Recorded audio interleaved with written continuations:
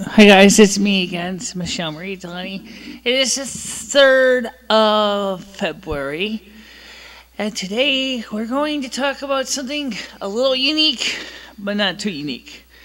We're going to talk about hardware today and some of the vexations I have with some of the stuff going on with Apple. Now, to show you what I'm talking about, I'm going to show you my iPhone 3GS in particular. I wanted to show you a program that you can install. This is, of course, my phone. You can see the screen here. It's pretty basic. So I'm going to go into the Updation Applications Update. Now, as you may know, or maybe you don't know, Google+ came up with a new version of the Google+ social app. And upon doing so, Google kind of gave us the shaft for older iOS upgrade. This is the newest version. At the time that I posted this, this is 4.20. It came out on January 4th, 2013. Now, normally when an update comes in, I just click update and that's it. Not anymore. Thanks to wonderful people at Apple, you'll see it says update required. This app requires iOS 5.0 and later. Just update and just so you can do social chat with Google+. And let me give you a piece of warning before you try going through that much aggravation. If you just want to update your operating system just to do Google+, I think you really need to give it some thought, because unfortunately after iOS 4.3.5 on the iPhone 3G and 3GS, Apple started adding a lot of extra stuff to the application, which unfortunately resulted in the phones running very slowly. And as far as there's a lot of networking going on in the background, which eats a lot of battery power. And unfortunately, the 6.01, which was supposed to be a bug fix for 6.0, and which was then was later updated with 6.1, probably will eventually be updated with on some of the newer devices with 6.2, which is in beta. Let me give you a point of view what I think. Unless you really, really want to have to consider getting your head examined, I would not put the newest iOS in your phone, because you can't easily go back to a working version that you already had unless you take some tips from the jailbreaking crowd, which is to save your special authentication key called SH blobs. If you keep saving your newest blobs with the updates using Tiny Umbrella or Red Snow, you probably could get away with going back to an older version.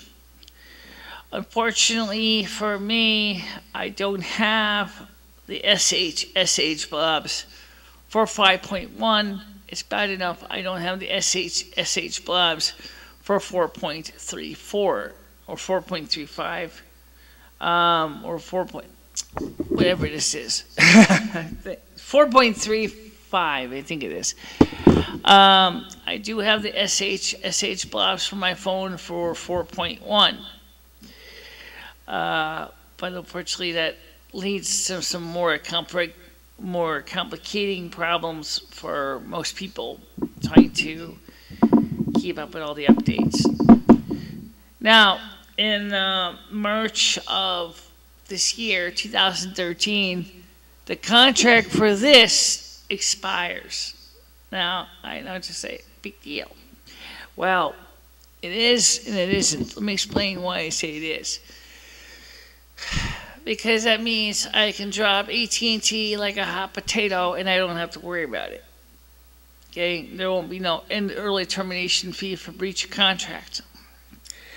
On the other hand, it means that I can easily take my iPhone and bring it to another GSM provider. I'm thinking about T-Mobile for that here in the United States now that they have towers in Winston. The problem is that the iPhone. Another good piece of news is AT&T will unlock out-of-contract iPhones now.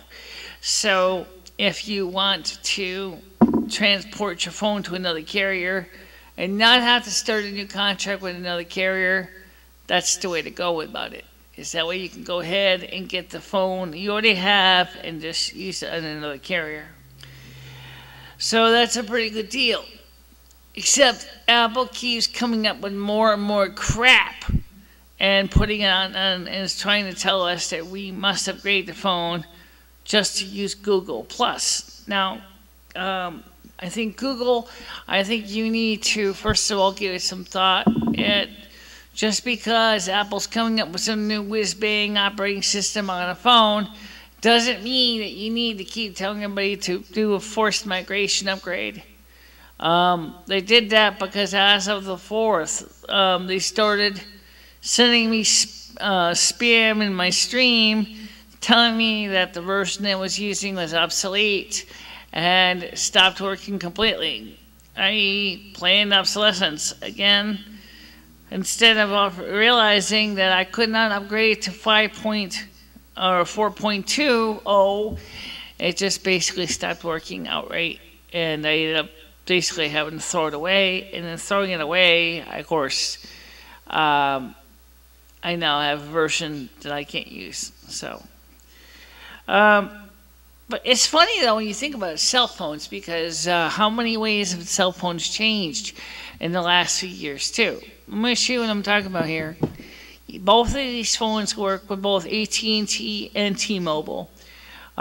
This is a Nokia 6340i. It is unlocked.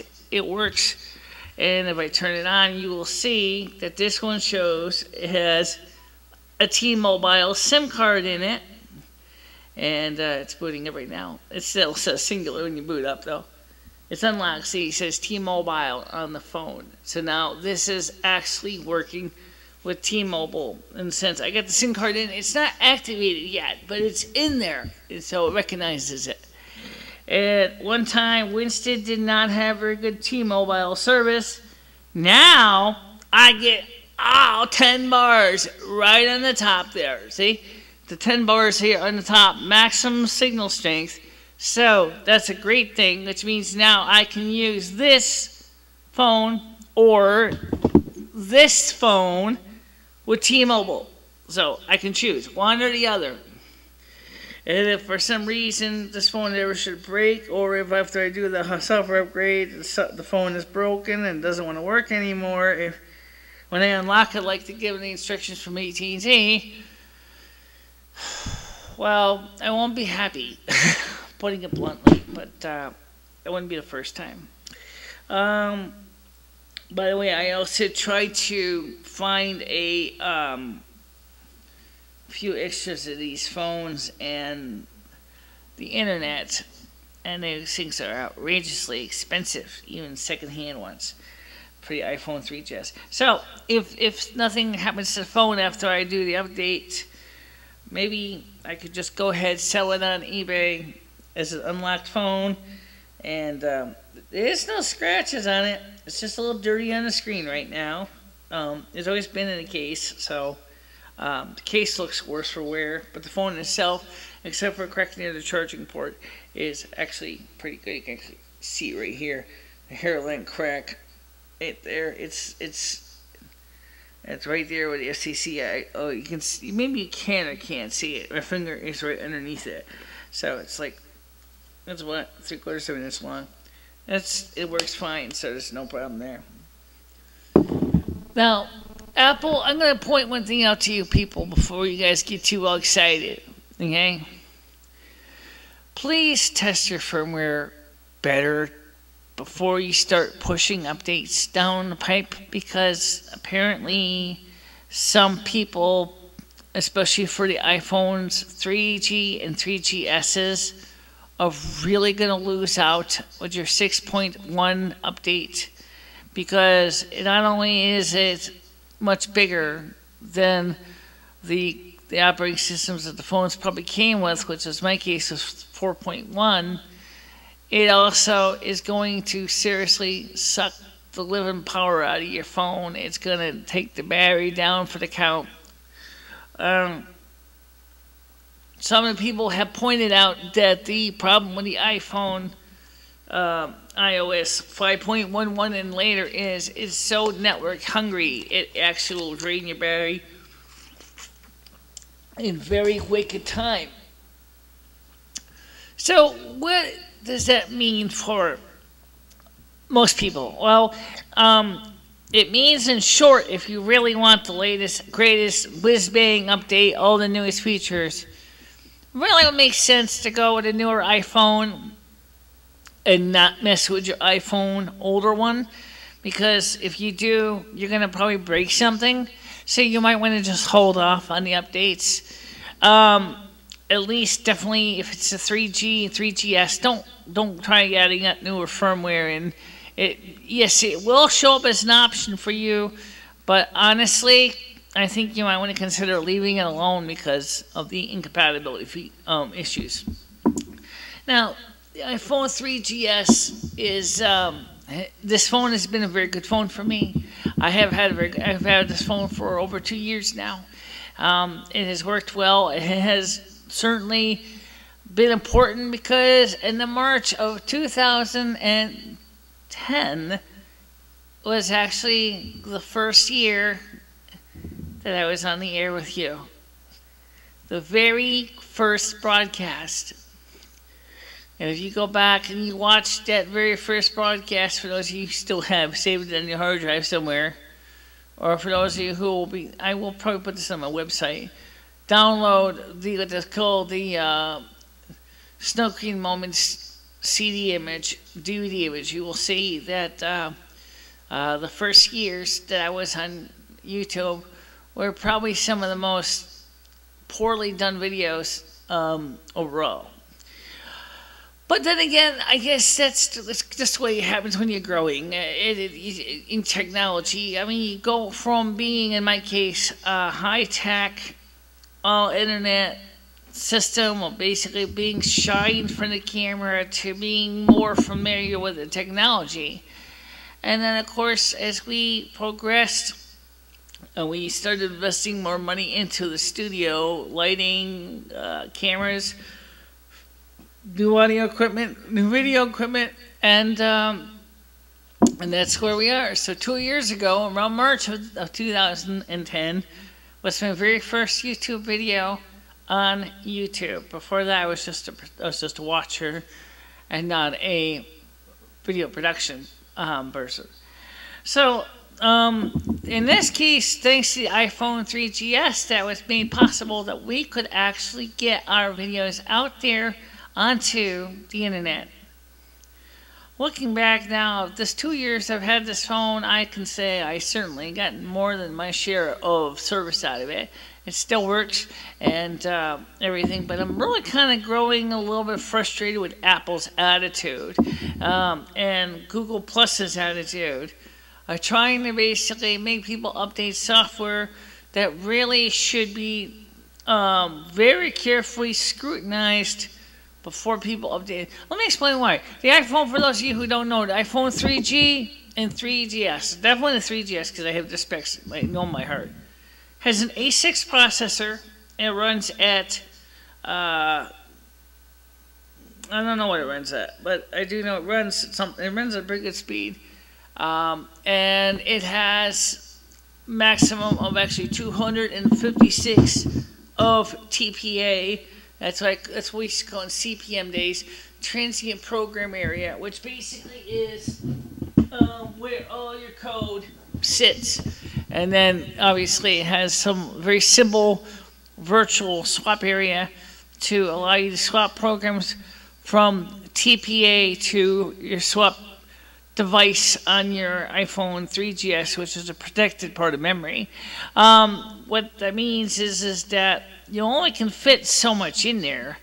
And iPhone iOS 6.11, between the fact that it likes to really be very network heavy, also tends to be physically very large. So it can't swap everything out of memory because of obvious reasons. The kernel itself is big enough that it's taken away a lot of usable TPA for the rest of your program, so there's more swapping involved. Now, yes, it's using flash inside the phone instead of the hard drive, but it still slows you down. Also, the fact is that unlike this phone here, this one does not have a removable battery. So you can't take the phone battery out and put another battery in to replace it. So if it runs down in the middle of a meeting or a conference or whatever, you're screwed. Okay, that's a fact. Also, these phones things, like I said, with high internet access, it's going to use more of your data package to constantly query the iCloud to see all your files are there in here and in the phone and stuff like that. It's not really feasible to do that. So you might want to be aware of that. If you do want to buy an iPhone 3GS, I can tell you right now, I have seen them in a variety of conditions. This one happens to be in pretty good shape. A little dirty, but it's overall pretty good. There's no scratches on the screen that I can see. There's a little dirt on it. Yeah, I watch a lot of movies on my phone. I sit there in bed and I watch a lot of movies. Oh, but one thing I gotta warn you people. This is really, really, again, this is one of the things that Apple does that pisses me off. Why can't you make a decent cord for the phone charging cable? Charging USB cable. I have bought so many of the Apple branded cords and gone through them in less than 3 months. I have bought as many as 5 cords and they all are shot except the original, which is the only one that I still have that is still in good shape. Unfortunately, it's still getting discolored, it's still getting old, and it's still made like crap. Okay, let's be honest. The wiring inside the iPhone's cable is terrible. There's many other videos on that. I'm not going to go through and do take a cord apart to show it to you by doing an autopsy on the wiring, but I can tell you from what I've seen and from taking it apart myself, and of course seeing what other people pointed out, the original iPhone cords are poorly made because the connectors are supposed to be used for printed circuit boards, and they did point-to-point wiring, and there's no strain relief of any significance on the iPhone cord, so the cord twists, the wires break, and of course, if you're lucky enough to still get to charge your phone, you may not be able to get to work your USB. So, watch out for that.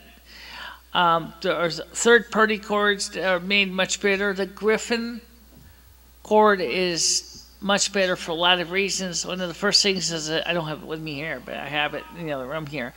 It locks in place, so it clicks in, kind of like a CB radio microphone for a say, for example, realistic CB radio 5-pin DIN. It clips in so it stays there. It doesn't pop out easy. First of all, the wiring seems to be much better attached. It is attached, from what I can see, to a miniature PC board inside the connector. It's ironic because the Apple's audio video cable for the phone is also on a PC board and is also soldered nice and neatly, and it's also well done, but for some reason the generic USB cable is just crap. So I'd say if you're going to go out, if you really seriously want to continue using the iPhone, any versions, I don't know about the 5, but I got a feeling when I know about the others, 5 has probably got problems too with the USB cable as well. I don't know anything about it to really give you a definitive answer. Now, I also did consider if I go to T-Mobile, should I go ahead and just get a Samsung S2 phone with a 2-year contract. I don't know anything about Android, but I do know that between Apple's rushing incompletely tested, I should say, iOS versions with no ability to downgrade easily to a working version, you got to save your SH blobs using either Red Snow or Tiny Umbrella. I think that's really just something that Apple should have done from the beginning with iTunes and doing a backup. Why couldn't you have done that, Apple? People actually have a product, a phone that they bought from you. Obviously, you know it's your product. Why don't you just go ahead and save the SH blobs for them so that they can actually restore to an older version of the operating system if the new version they put on turned out to be a disaster? I think that is probably one of the things that really is one of the most glaring deficiencies on the Apple side of the thing, is that they constantly try to think that they know better. It's the same thing with the iMac and Emacs and the Power Macs versus OS X, and of course classic OS 9, OS 8.6, OS 8.5, and so is that you cannot downgrade below a certain base release for your computer. So which means, for example, that my Emacs, the lowest I can go down to, as far as I can tell, is 10.1 or 10.2 of OS X. And I think this is just one of the stupidest things in the world that they ever did that. And then, of course, Apple's computer is tied into your iPhone. So if you do go get an iPhone 5, you're not going to be able to maintain your iPhone 5 on the OS 5.6 or whatever it is of Leopard on the Power PC, because the new iPhone 10.6.3 that works for the Leopard is not going to work with the iPhone 5 because that uses 6.2.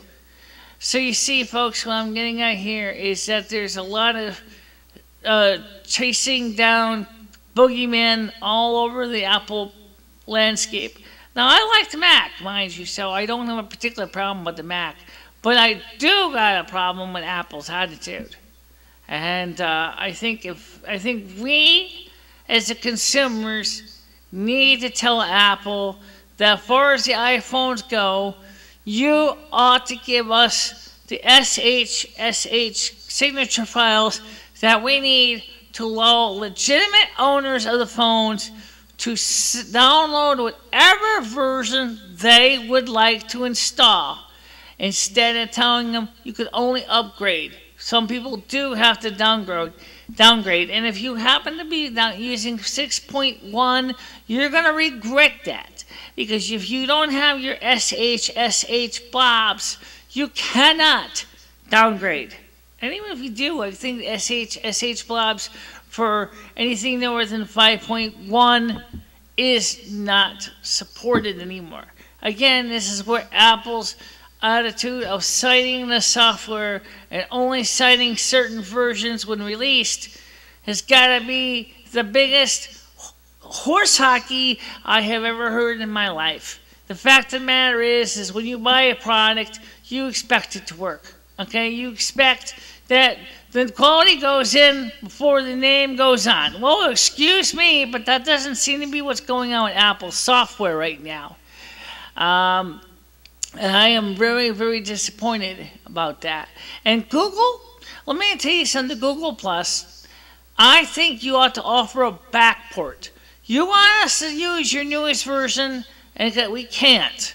Okay? And because we can't, a lot of people cannot update the games and the other things that they were playing on Google Plus or their circles on everything but the web-based, Safari-based Google Plus, which is fine, except Would you please tell me how I can upload my pictures?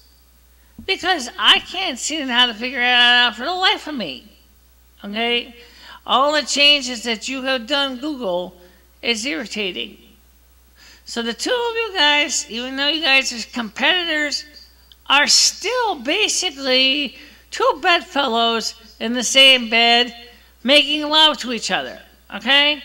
You keep saying you guys are competing against each other. Oh, guess what? Yeah, right. You guys are competing? Yeah, but for what? You're not competing against each other, are you? You two are sleeping in the same bed, making love to each other every night, and you wonder why people are getting sick of you and all your attitudes. Well, it's true.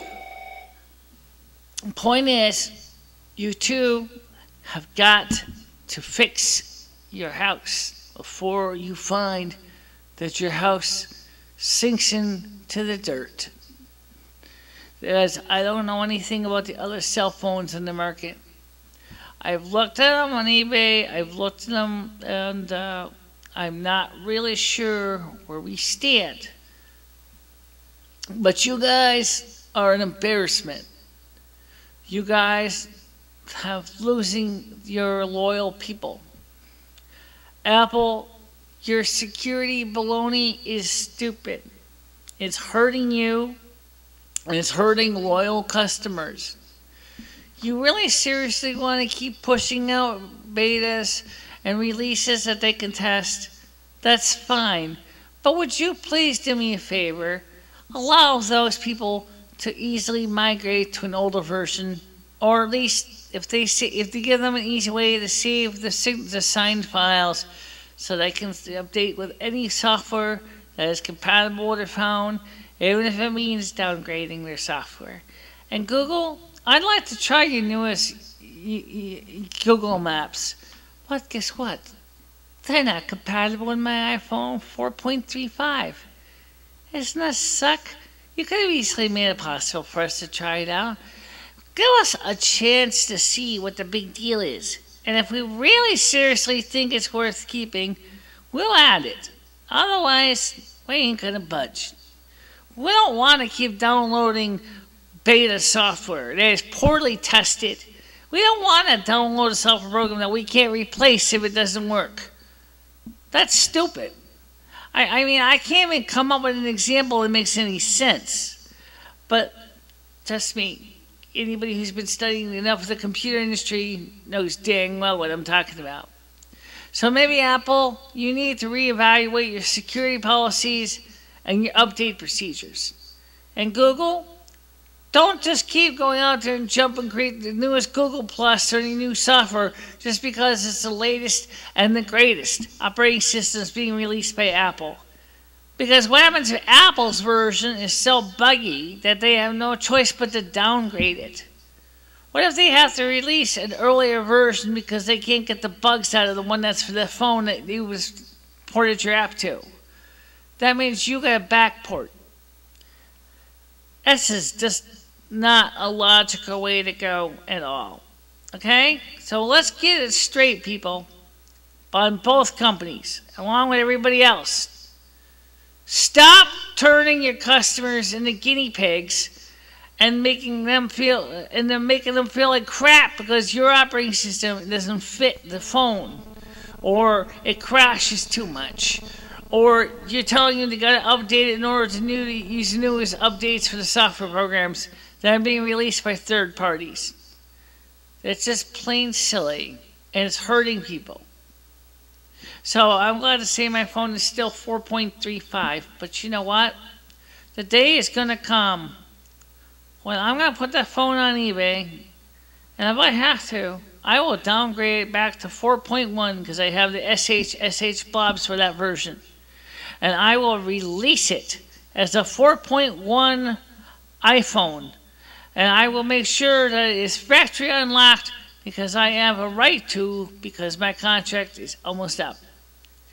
And I'm sure I can get some good bucks for it, especially if I offer the SH blobs with the phone in the form of a CD so that people can load the SH blobs into the right place in their program. Thank you very much, everybody, for, by the way, I wanted to say thank you for everybody who's been watching my videos. I also want you to continue to watch them, and I want you to continue to leave comments. Hopefully this one will save you a lot of heartaches. I consider this to be a public service, because I can tell you right now, if you really seriously think upgrading the latest is the greatest software is going to make you happy, I can assure you, not this one. It'll make you cry. So before you save it, before you even go there, get Tiny Umbrella and save your SH blobs so at least you can go back to an older version, because you might want to have that as a fallback. Okay? I will talk to you soon. You have a nice day, everybody. Okay? Bye-bye.